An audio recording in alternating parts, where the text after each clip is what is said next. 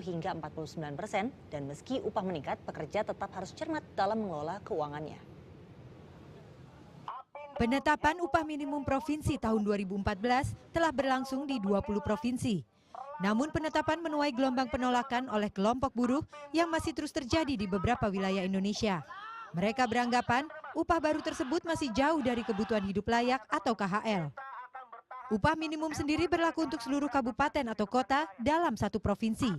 Besarannya ditetapkan 1 tahun sekali oleh gubernur atas rekomendasi Dewan Pengupahan Provinsi yang tentunya melalui berbagai riset terlebih dahulu. Tolok ukur riset didasarkan komponen kebutuhan hidup layak, ditambah nilai inflasi dan pertumbuhan ekonomi masing-masing daerah.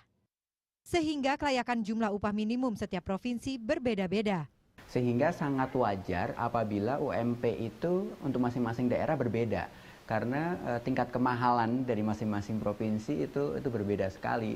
Di Jakarta berbeda dengan dikatakan Kalimantan Timur, berbeda juga dengan di mungkin Jawa Tengah atau daerah istimewa Yogyakarta, katakan itu pasti berbeda-beda. Nah, metode apa untuk bisa mengetahui angka yang layak untuk hidup yang layak di masing-masing provinsi, ya metodenya harus dengan survei sih. Karut-marutnya penetapan UMP tak lepas dari permasalahan dasar masyarakat, utamanya dalam hal pengelolaan pendapatan. Ditambah lagi pola konsumtif masyarakat Indonesia yang terbilang tinggi, sementara minat berinvestasi atau menabung cenderung rendah. Lalu bagaimana cara mengatur keuangan yang bijak? Berikut langkah-langkahnya. Dari 100% pendapatan yang Anda terima, jika memiliki angsuran, alokasikan maksimal 30% pendapatan untuk menunaikan tagihan tersebut. Selanjutnya, sisihkan dana menabung 10%.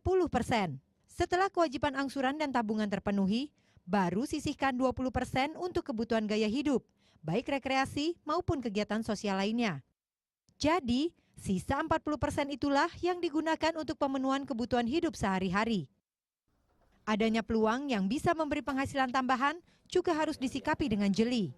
Harus disadarin bahwa yang namanya UMP itu untuk hidup yang layak saja, tapi kalau mau sejahtera harus lebih dari itu, bukan hanya dari upah minimum aja, tapi dari mungkin nanti bisa dapat dari bonus, dapat dari insentif, atau mungkin punya alternatif lain, bukan hanya sebagai pekerja atau bekerja pada orang lain, bekerja pada perusahaan, tapi juga mulai cari side income, mulai berpikir untuk mungkin usaha sendiri dengan pada saat hari libur misalkan mulai merintis sedikit-sedikit.